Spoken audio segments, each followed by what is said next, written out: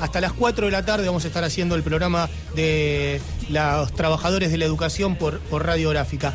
A ver, comunicación telefónica. Sí, ya. Sí, empezamos con alguien que está muy vinculado a la educación. De hecho, fue ministro de Educación de Néstor Kirchner, que ha tenido un importante rol en los 12 años del gobierno de Néstor y de Cristina, y quien encabeza una de las listas de precandidatos a diputados nacionales en la ciudad de Buenos Aires, el compañero Daniel Filmus en línea. Daniel, ¿nos escuchás? Amancay Benetti, Leandro Vecino, te saludamos desde Radiográfica. ¿Qué tal? Buenas tardes, ¿cómo están ustedes? Bien, bien. A ver, Daniel, tenemos acá información sobre un libro que se va a estar presentando hoy por la tarde en el sindicato, pero antes de eso hay preguntas que son ineludibles a esta instancia de la campaña. ¿Cómo está llevando la campaña? Bueno, realmente muy bien, estamos muy contentos, fundamentalmente porque de a poco se empieza a colocar en el centro de la discusión, en el centro de la agenda, del debate que se está sosteniendo, la temática que es la más importante para esta elección, que es una elección de medio término, que es poder hacer una evaluación de estos 2 años de gobierno de Mauricio Macri.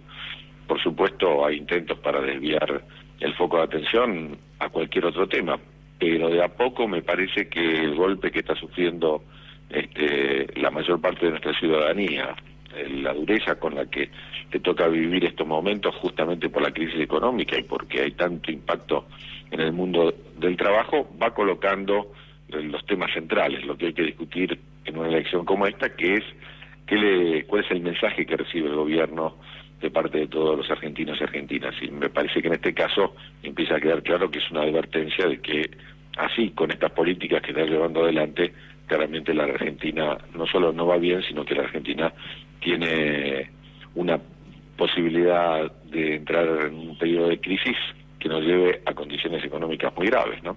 Sí. Daniel, vos tenés una vida dedicada a la educación, a la investigación, te has formado en cuestiones que tienen que ver con educación y, bueno, incluso llegaste a ser ministro nacional. ¿Qué te pasa hoy en la piel cuando ves quiénes están llevando adelante las políticas educativas del país? Bueno, no solo tengo esa vida, sino que hablo con vos desde mi trabajo. Yo soy investigador del CONICET y investigo justamente sobre temas de relación entre educación y mundo del trabajo, especialmente para el caso de los jóvenes, así que sigo trabajando exactamente el mismo tema y también tengo la misma cátedra en la Universidad de Buenos Aires. Así que el tema educativo es un tema permanente y lo que uno siente es que claramente se está tirando por la borda todo lo que se avanzó estos años, fundamentalmente en cuanto a transformaciones profundas. Una de las más importantes tiene que ver fundamentalmente con la ley de educación, con la ley de financiamiento educativo y con la ley de educación técnica. Uno ve que este país no necesita técnicos, entonces el año pasado el presupuesto en educación técnica se devolvió prácticamente en su totalidad, eran 3.000 millones de pesos y prácticamente el 83% no se utilizó. Uno ve que en el caso de la ley de educación nacional, el Estado, el gobierno nacional ha salido del centro de la escena pedagógica, todos los proyectos y los planes nacionales han caído, desde los de computadoras hasta los libros, pasando muchos de capacitación docente, y en tercer lugar, y lamentablemente uno ve que la ley de financiamiento, que es la que proponía la paritaria a nivel nacional, no se está llevando adelante. Después de que el primer año con esa paritaria justamente el gobierno logró empezar las clases sin conflicto, el segundo año le convino más políticamente generar conflicto, desintegrar el sistema, entonces manda un proyecto de ley que está vinculado a que cada provincia pague los salarios que pueda y desaparece la paritaria nacional y estamos en el segundo semestre, empezaron las clases en la ciudad de Buenos Aires después de las vacaciones de invierno sin haber resuelto todavía el conflicto, así que la verdad que uno siente una desazón, una pena enorme y también, bueno, justo cuando uno tiene la oportunidad de manifestarse electoralmente, la voluntad de que los docentes se manifiesten en un voto que le advierta al gobierno que esta política educativa y tener un ministro de Educación que dice que es más un gerente de recursos humanos que un ministro, no va más, ¿no? ¿Qué tal, Daniel? Mariano De Negri, secretario de prensa de UTE, te saluda acá desde Tenemos Tarea. Justamente iba a hacer referencia a esa frase que dijo el actual candidato, que parece haber sido premiado por no cumplir algunas leyes, justamente la ley de financiamiento educativo y algunas con la candidatura a senador de la provincia de Buenos Aires, porque el libro que presentan hoy se llama Educar para el Mercado y él se presentó como gerente de recursos humanos. ¿Qué modelos educativos hay en juego también cuando se dirimen las elecciones? Bueno, justamente la verdad que la idea de ese libro surgió a partir de escuchar ese discurso que tiene en la cabeza este gobierno respecto de la educación y la ciencia y la tecnología también. Estamos abordando el tema universitario. Escriben, la verdad, que autores como Alberto Koren, el rector de la Universidad de Jaureche, Ernesto Villanueva, escribe Graciela Morgade, que es la decana de Filosofía y Letras, Sandra Carli, una gran especialista, Marta Novik, otra especialista enorme en el tema del trabajo docente. Y la idea principal, que me llevó a dedicarle prácticamente todas mis vacaciones a escribir el texto mío, que es uno de los textos que compone el libro, tiene que ver con esta idea que está planteando el gobierno, que la educación solo tiene un sentido económico, y al contrario de lo que dice la ley nacional. La ley nacional dice que la educación tiene 4 grandes objetivos.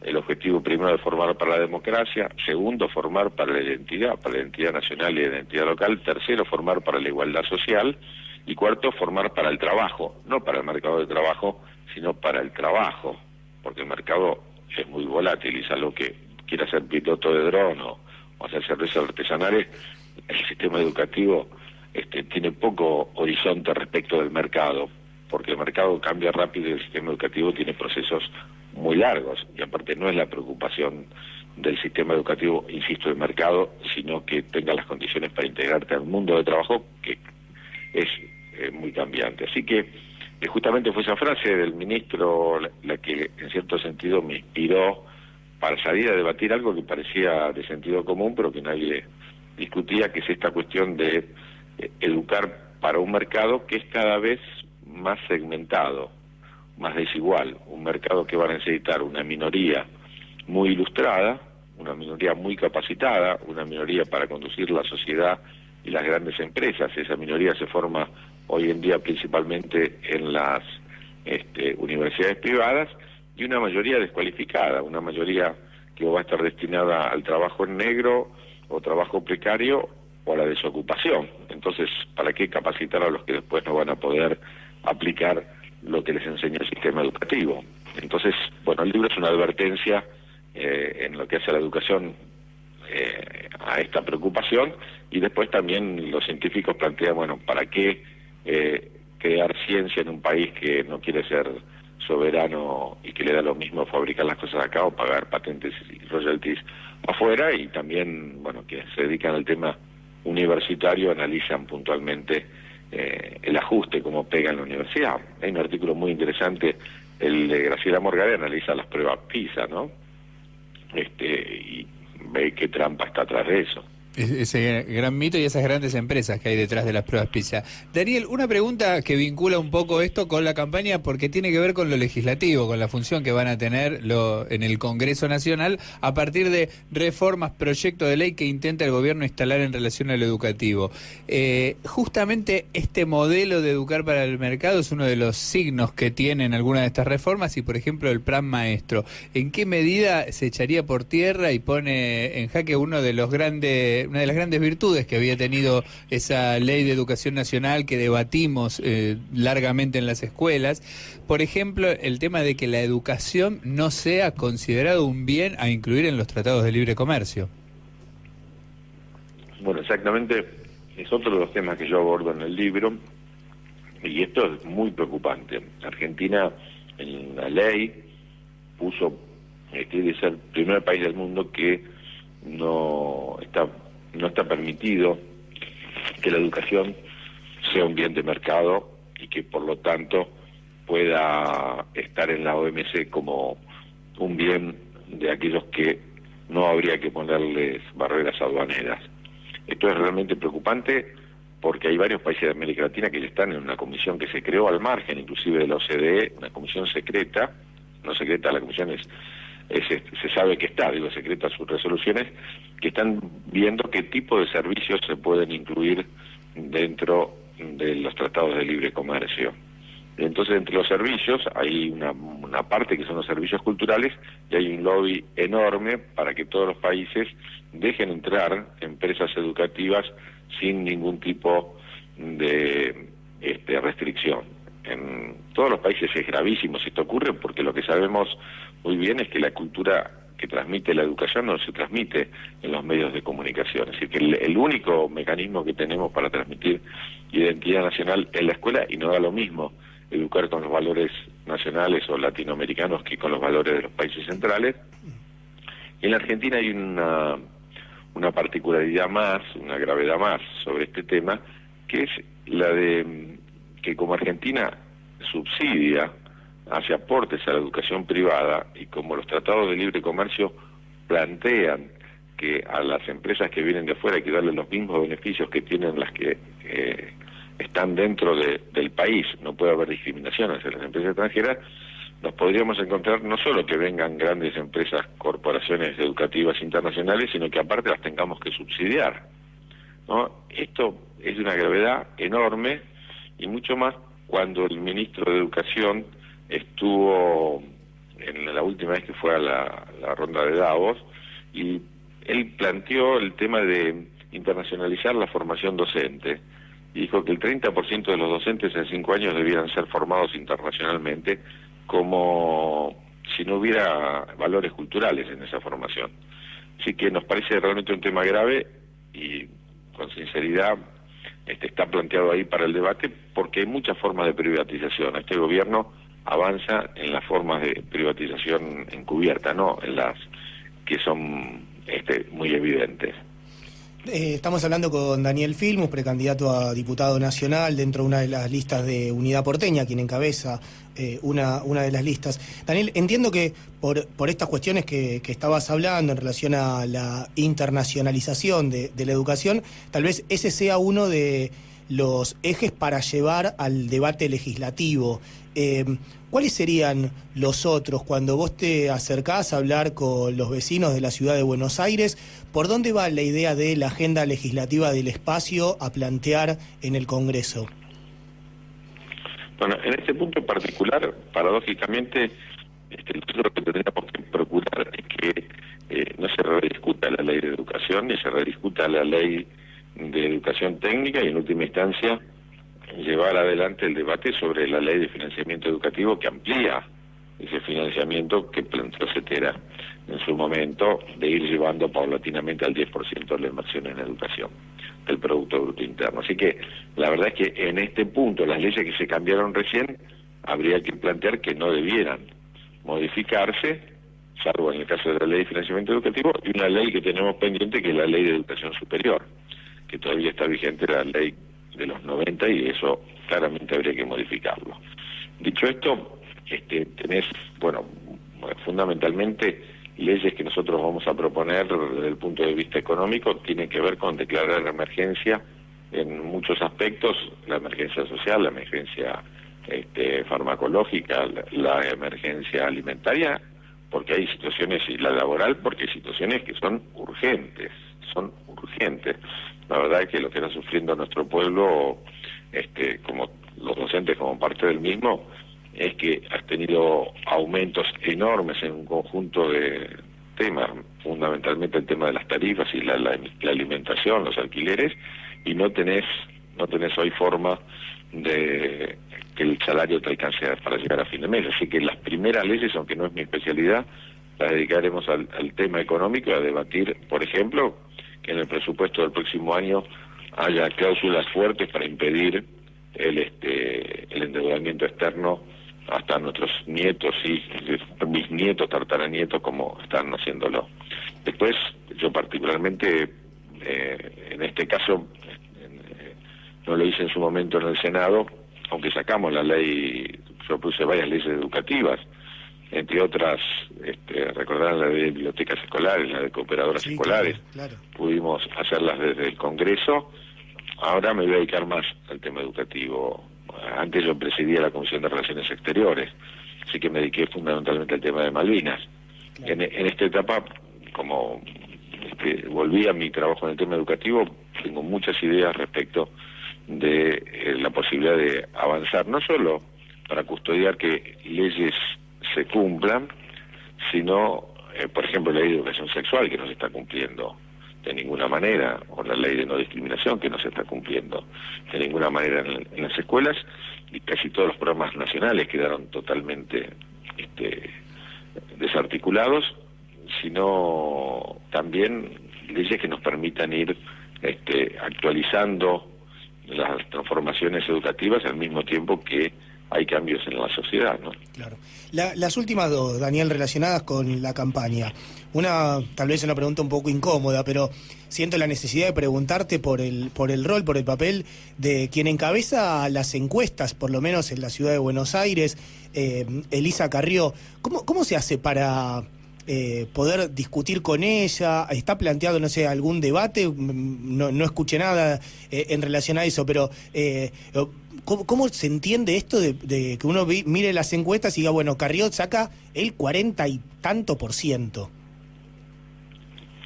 Bueno, yo creo que hay dos aspectos. Uno, que mucha gente que está viviendo situaciones económicas, pero todavía confía en que este gobierno las va a resolver, porque hay una campaña enorme mediática, como te decía al principio, para tratar de desviar el tema económico y que se vote por otras cuestiones y no por cómo vivimos todos los porteños y las porteñas y todos los argentinos y argentinas en nuestro país hoy. Eso es, digamos, no hace falta que yo dé muchas vueltas para explicarles cuál es la influencia mediática en este asunto, porque la verdad que es enorme. Al mismo tiempo, hay una cuestión que el gobierno ha hecho en la ciudad de Buenos Aires, a diferencia de otros lugares, que es tener una candidata que también a su vez es opositora. Claro. ¿No? Si uno mira la cantidad de denuncias que ha hecho Lilita Carrió sobre este gobierno, es enorme. Y me parece que en este punto mucha gente cree que votar a Lilita es controlar al gobierno. Te digo, las encuestas, los grupos focales te dan eso. Gente que dice por un lado que es opositora y por otro lado vota a la candidata oficialista. Y hay una tercera cuestión, que es que ha puesto otro candidato oficialista a jugar como opositor, que es Lustó, que era el embajador de Estados Unidos hasta hace muy poco, y en lugar de permitirle jugar en Cambiemos, lo envían a la oposición para que dispute los votos con nosotros. Por eso, una y otra vez hay que repetir que la única manera de darle una advertencia a Macri, de decirle a Macri que así las cosas no están bien, que hay que cambiar el rumbo, que hay que cambiar el sentido, que hay que hacer un esfuerzo para que este gobierno no siga avanzando con los ajustes próximos que tiene, la flexibilización laboral, la suba de la edad jubilatoria, el mayor endeudamiento externo, la apertura de las importaciones, la ampliación del impuesto a las ganancias. Para que no avance más hay que decirle que hay una sola forma, y espero que los docentes que están sufriendo en carne propia esta situación lo planteen así, que es votar a Unidad Ciudadana, ¿no? Muy bien. La última, sabemos que te estamos sacando un tiempo muy valioso en estos días tan ajetreados con la campaña, pero la última es por justamente la cuestión de las PASO, porque finalmente Unidad Porteña es el único espacio que se da esta posibilidad de hacer primaria en la ciudad. ¿Cómo vienen llevando, no sé si los contactos o la campaña con las otras dos listas, la que encabeza Moreno, la que encabeza Itaí Hackman, por lo menos como precandidatos a diputados? No, muy bien, con mucho respeto, son fuerzas que piensan distinto, tienen una mirada distinta respecto del pasado y también estilos diferentes de acción política, pero con mucho respeto. La verdad es que no ha habido encontronazos ni mucho menos, porque tenemos una mirada común. Es verdad que tenemos perfiles, trayectorias, tradiciones y que tenemos estrategias diferentes, pero coincidimos en que hay que frenar las políticas de ajuste de Macri, y nos hubiera gustado que muchas más fuerzas hubieran entrado dentro de nuestras pasos para poder disputar estas elecciones. Hubiera sido bueno que haya mucha más unidad en esta elección, y aspiramos a que, bueno, después de agosto, entre agosto y octubre, podamos seguir construyendo un espacio que represente a todos los ciudadanos. Cuando un docente recibe la tarjeta, la boleta de luz o la boleta de gas, o cuando recibe la boleta del agua, o cuando tiene que ir a comprar algo al supermercado, no le preguntan si es del PRO, si es radical, o si es peronista, o si es de izquierda. No, quienes están siendo agredidos por estas políticas son todos los argentinos. Entonces, es muy saludable que nos unifiquemos y que justamente, a pesar de que el gobierno tiene estas estrategias de desviar el voto opositor, nosotros lo concentremos, no dejar que se disperse, se digregue el voto, sino que nosotros podamos sumarlo y concentrarlo en unidad ciudadana. Por supuesto, a partir de agosto esto va a quedar mucho más claro. Hoy entonces, miércoles 2 de agosto, a las 18 horas en UTE, en Bartolomé Mitre 1984, la presentación del libro Educar para el Mercado, Escuela, Universidad y Ciencia en tiempos de neoliberalismo, con la presencia de Eduardo López, Sandra Carli, Graciela Morgade y, quien está hablando con nosotros, Daniel Filmus, que además es el compilador del libro. Daniel, muchísimas gracias por tu tiempo, nos estamos viendo hoy por la tarde en la sede del sindicato. Abrazo grande. No, abrazo a ustedes, bueno, los invito porque realmente va a ser un debate interesante y les agradezco mucho la posibilidad de comunicarnos. Gracias. Hasta las 4 de la tarde vamos a estar haciendo el programa de los trabajadores de la educación por radiográfica. A ver, comunicación telefónica. Sí, ya. Sí, empezamos con...